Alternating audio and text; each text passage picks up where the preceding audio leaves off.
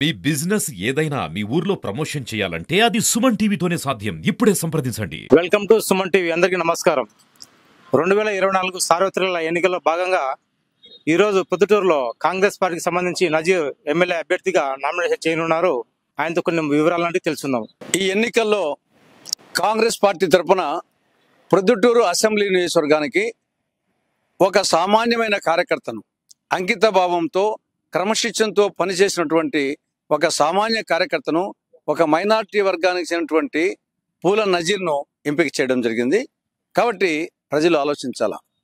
ఒక సామాన్యునికి ధనవంతులకు, సామాన్యునికి బలవంతులకు మధ్య, బలవంతులు అంటే ఆర్థికంగా వారు జరుగుతున్నటువంటి పోరాటం ఇది. ప్రధానంగా బీజేపీని దృష్టిలో పెట్టుకోండి. బీజేపీ ఈ రాష్ట్రానికి నంబర్ 1 ద్రోహి. ఈ రాష్ట్రానికి ప్రత్యేక హోదా ఇవ్వలేదు, రాయలసీమకు ఉత్తరాంధ్రకు స్పెషల్ డెవలప్మెంట్ ప్యాకేజ్ ఇవ్వలేదు, పోలవరం పూర్తి కాలేదు, కడప జిల్లాలో స్టీల్ ప్లాంటు ఇవన్నీ రాలేదు.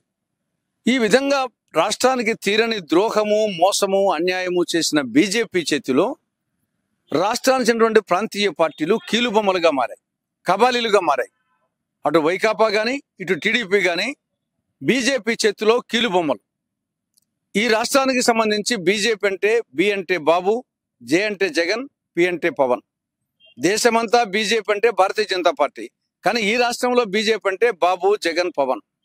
కాబట్టి అంతలా బీజేపీ చేతిలో కట్టు బానిసలైపోయినారు ఈ యొక్క టీడీపీ అధ్యక్షులు కానీ వైకాపా అధ్యక్షులు కానీ. కాబట్టి జగన్ పార్టీకి ఓటేసినా బీజేపీకి ఓటేసినట్లే, తెలుగుదేశం పార్టీకి ఓటేసినా బీజేపీకి ఓటేసినట్లే.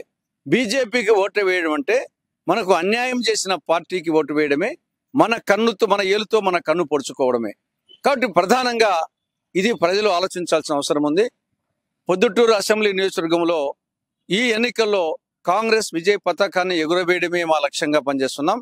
ఖచ్చితంగా పూల నజీర్ 30,000 మెజార్టీతో, శర్మిలమ్మ 3 లక్షల మెజార్టీతో ఖచ్చితంగా గెలుస్తుందని చెప్పేసి నమ్మకం మాకుంది. పొద్దుటూరు నియోజకవర్గంలో కాంగ్రెస్ పార్టీకి సంబంధించి ఎమ్మెల్యే అభ్యర్థిగా పూల నజీర్ మనతో ఉన్నారు. ఆయన చెప్తున్నారు, మొట్టమొదట రావడం ఇదే చాలా నాకు ఆనందంగా ఉంది చెప్తున్నారు.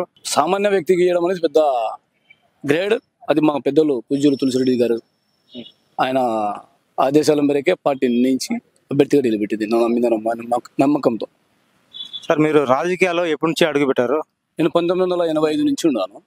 మా ఫాదర్ వచ్చి 1985 చేశారు. షోకోతలని మైనార్టీకి సంబంధించింది, పొద్దుటూరు పట్టణానికి వచ్చింది అది టికెట్. తర్వాత మైనార్టీకి ఇప్పుడు రావడం దాదాపు 35 ఏళ్ళ తర్వాత మళ్ళీ మైనార్టీ చెందినవానికి నాకు కేటాయించడం జరిగింది. మీ లక్ష్యం ఏంటి?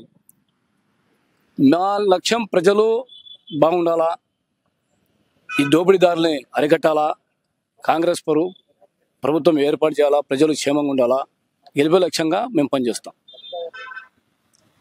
ఎమ్మెల్యే అభ్యర్థిగా తనను గెలిపిస్తే కనుక ప్రజలకు ఎంతో సర్వీస్ చేస్తారని మన పూల నజీర్ గారు చెప్తున్నారు. కెమెరామెన్ మహేష్తో జయాకర్, ప్రొద్దుటూరు.